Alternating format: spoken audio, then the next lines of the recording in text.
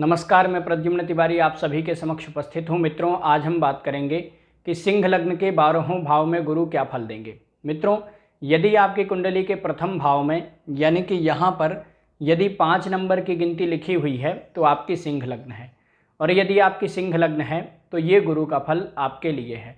तो आइए जान लेते हैं कि आपकी कुंडली में गुरु कहाँ पर बैठेंगे तो क्या फल देंगे। मित्रों, सिंह लग्न में गुरु अष्टमेश और पंचमेश हो जाते हैं, यानी कि गुरु विद्या और आयु के अधिपति हो जाते हैं। तो ऐसी स्थिति में गुरु जहाँ भी बैठेंगे अच्छा ही फल देंगे, कुछ एक भावों को छोड़ करके। तो आइए जान लेते हैं कि सिंह लग्न के 12वें भाव में गुरु किस भाव में बैठेंगे तो क्या फल देंगे। मित्रों, यदि सिंह लग्न के प्रथम भाव में ही गुरु बैठे हों तो जातक बहुत बुद्धिमान, गुणवान, संस्कारी, धार्मिक प्रवृत्ति का होगा। जातक तेजस्वी और प्रभावशाली व्यक्तित्व वाला होगा। जातक समाज में अग्रणी और समाज में बहुत सम्मानित होगा। जातक अनुशासन प्रिय होगा। जातक स्वतंत्र विचारधारा वाला होगा। जातक धनवान होगा। जातक अपने पिता का सम्मान करने वाला होगा। जातक को अपने जीवन साथी का अच्छा सुख और सहयोग मिलेगा। जातक को अपनी संतान का सुख मिलेगा। जातक दूरदर्शी होगा और जातक प्रबल भाग्यवान होगा। आइए दूसरे भाव में चलते हैं। मित्र, यदि दूसरे भाव में गुरु बैठे हों तो जातक धनवान होगा। जातक को अपने जीवन में अचानक से धन लाभ भी होगा। जातक को परिवार का सहयोग मिलेगा। जातक की वाणी मधुर और तेजस्वी वाणी होगी। जातक अपनी वाणी से संबंधित काम करके लाभ भी कमा सकता है। जातक अच्छा वकील, प्रवचनकर्ता अथवा बड़ा व्यापारी बन सकता है। जातक दीर्घायु होगा। परंतु यदि यहाँ पर गुरु और बुध आपस में तात्कालिक शत्रुता कर लें, यानी कि गुरु यहाँ बैठे हों और बुध आगे के 3 घर और पीछे के 3 घरों को छोड़ करके अन्य घरों में बैठे हों, अथवा यहाँ पर गुरु अकेले बैठे हों, तो ऐसी स्थिति में जातक को स्वास्थ्य संबंधी समस्याएं होंगी। जातक के कार्य क्षेत्र में लगातार उतार चढ़ाव बने रहेंगे। जातक को अपनी मेहनत का पूरा फल नहीं मिलेगा और जातक धन संचय नहीं कर पाएगा। आइए तीसरे भाव में चलते हैं। मित्र, यदि तीसरे भाव में गुरु बैठे हों तो जातक बहुत मेहनती, पराक्रमी होगा।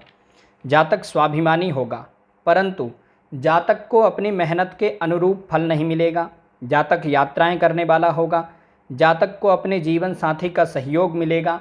जातक धार्मिक होगा। जातक के आय के, जातक के लाभ के स्रोत अच्छे बनेंगे। परंतु यदि यहाँ पर गुरु और शुक्र आपस में तात्कालिक शत्रुता कर लें, यानी कि गुरु यहाँ बैठे हों और शुक्र पीछे के 3 घर और आगे के 3 घरों को छोड़ करके अन्य घरों में बैठे हों, तो ऐसी स्थिति में जातक आलसी होगा। जातक कोई भी काम शुरू करके फिर बीच में ही छोड़ देगा, पूरा नहीं करेगा। जातक को पैसे कमाने में भी समस्या आएगी और जातक के वैवाहिक जीवन में मतभेद होंगे। आइए चौथे भाव में चलते हैं। मित्र, यदि चौथे भाव में गुरु बैठे हों तो जातक को भूमि, भवन, वाहन आदि का सुख मिलेगा। जातक नीतिवान, ईमानदार, सिद्धांतवादी होगा। जातक समाज में बहुत सम्मानित होगा। जातक उदार मना होगा, लोगों की सहायता करने वाला होगा। जातक अच्छे दिल वाला होगा। जातक धार्मिक होगा। जातक सुखी रहेगा। जातक को शासन प्रशासन से लाभ होगा। जातक के कार्यक्षेत्र में अच्छा लाभ होगा। जातक स्वतंत्र विचारधारा वाला होगा। जातक धनवान होगा, परंतु जातक के घर में कभी कभी कलह की स्थिति बनेगी। आइए पंचम भाव में चलते हैं। मित्रों, यदि पंचम भाव में गुरु बैठे हों तो जातक बहुत बुद्धिमान, विद्वान, धार्मिक होगा। जातक हमेशा सही निर्णय लेने वाला होगा, सही डिसीजन लेने वाला होगा। जातक को शेयर सट्टा आदि से लाभ हो सकता है।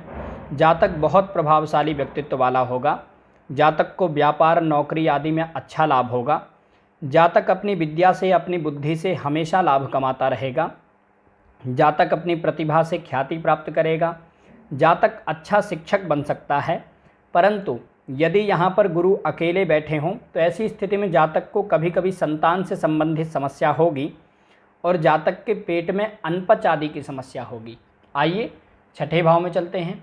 मित्र, यदि छठे भाव में गुरु बैठे हों तो यहाँ पर गुरु नीच राशि में हैं, अतः जातक के शत्रु बहुत होंगे। जातक अपने बच्चों के प्रति चिंतित रहेगा। जातक के जीवन में संघर्ष बहुत होगा। जातक को समाज में कभी कभी मान हानि का सामना करना पड़ सकता है।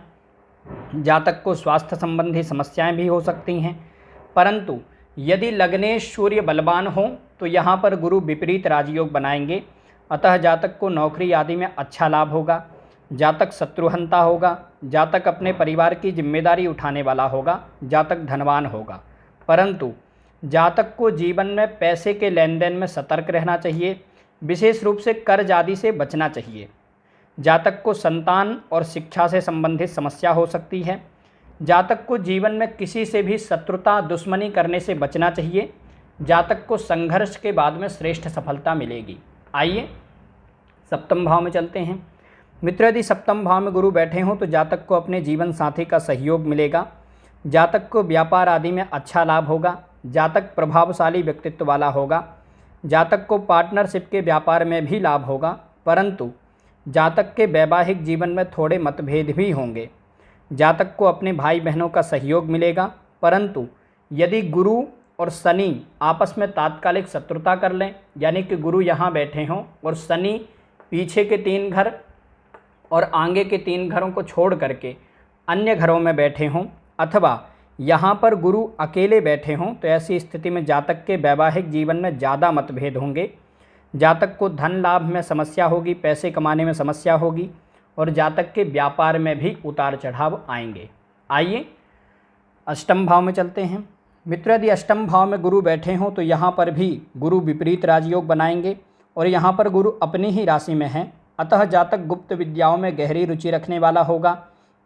जातक नौकरी आदि के लिए विदेश जा सकता है। जातक धनवान होगा। जातक को वाहन प्रॉपर्टी आदि का सुख मिलेगा। जातक समझदार होगा, कोई भी चीज़ जल्दी सीख जाएगा। जातक को हमेशा लाभ होता रहेगा। जातक धार्मिक होगा, परंतु जातक को अपने जीवन में बहुत ज़्यादा संघर्ष करना पड़ेगा, मेहनत करनी पड़ेगी। जातक का धन खर्च भी बहुत होगा, परंतु जातक के हित में ही खर्च होगा। जातक को पेट से संबंधित कोई रोग हो सकते हैं। आइए नवम भाव में चलते हैं। मित्र, यदि नवम भाव में गुरु बैठे हों तो जातक धार्मिक होगा। जातक भाग्यवान होगा। जातक लोगों की सहायता करने वाला होगा। जातक उदार मना होगा। जातक बहुत प्रभावशाली व्यक्तित्व वाला होगा। जातक को संतान सुख भी अच्छा मिलेगा। जातक बहुत बुद्धिमान विद्वान होगा। जातक यात्राएं करने वाला होगा। जातक सुखी रहेगा। जातक स्वतंत्र विचारधारा वाला होगा। जातक मेहनती पराक्रमी होगा। जातक के भाई बहनों को जातक से लाभ होगा। जातक कई विषयों की जानकारी रखने वाला होगा, परंतु जातक कभी कभी बहुत ज़्यादा आलस्य करेगा। जातक को आलस्य से बचना चाहिए। आइए दशम भाव में चलते हैं। मित्र, यदि दशम भाव में गुरु बैठे हों तो जातक बड़ा व्यापारी हो सकता है। जातक ईमानदार, नीतिवान और सिद्धांतवादी होगा। जातक अनुशासन प्रिय होगा। जातक मेहनती होगा। जातक अपनी मेहनत से प्रॉपर्टी बनाएगा। जातक अपने परिवार की जिम्मेदारी उठाने वाला होगा और परिवार को साथ लेकर चलने वाला होगा। परंतु यदि गुरु और शुक्र आपस में तात्कालिक शत्रुता कर लें, यानी कि गुरु यहाँ बैठे हों और शुक्र पीछे के 3 घर और आगे के 3 घरों को छोड़ करके अन्य घरों में बैठे हों, तो ऐसी स्थिति में जातक के कार्य क्षेत्र में परेशानी होगी। जातक के अपने माता पिता से मतभेद होंगे। जातक धन संचय नहीं कर पाएगा। जातक को स्वास्थ्य संबंधी समस्याएं भी होंगी। आइए एकादश भाव में चलते हैं। मित्र, यदि एकादश भाव में गुरु बैठे हों तो जातक का वैवाहिक जीवन सुखमय होगा। जातक का जीवन साथी जातक का सहयोग करने वाला होगा। जातक को अपने भाई बहनों का सहयोग मिलेगा। जातक समझदार होगा। जातक कोई भी चीज़ जल्दी सीख जाएगा।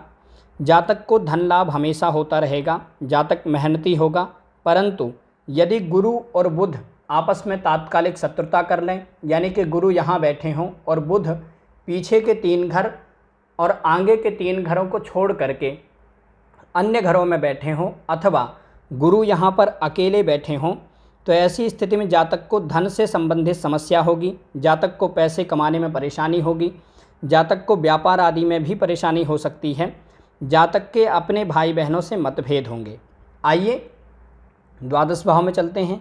मित्र, यदि द्वादश भाव में गुरु बैठे हों तो यहाँ पर भी गुरु विपरीत राजयोग बनाएंगे, अतः जातक नौकरी आदि के लिए विदेश जा सकता है। जातक अपनी मेहनत से भूमि भवन वाहन प्रॉपर्टी आदि बनाएगा। जातक धनवान होगा। जातक धार्मिक होगा। जातक धार्मिक कार्यों में धन खर्च करने वाला होगा। यहाँ पर गुरु उच्च राशि में है, अतः जातक बहुत सहनशील होगा। जातक दूरदृष्टा होगा, दूरदर्शी होगा। जातक दीर्घायु होगा, जातक अनुशासन प्रिय होगा, जातक को सब सुख मिलेगा, परंतु जातक को जीवन में किसी से भी शत्रुता करने से बचना चाहिए और जातक को प्रॉपर्टी आदि के मामले में सतर्क रहना चाहिए। मित्रों, आज हमने जाना कि सिंह लग्न के 12वें भाव में गुरु किस भाव में बैठेंगे तो क्या फल देंगे। मित्रों, यहाँ से जो गुरु का फल बताया गया है, ये गुरु का फल एक सामान्य फल है जो कि गुरु की दशा, अंतर्दशा, प्रत्यंतर दशा में घटेगा। आज के लिए बस इतना ही। आशा करता हूँ कि ये जानकारी आपके लिए सहायक होगी। नमस्कार।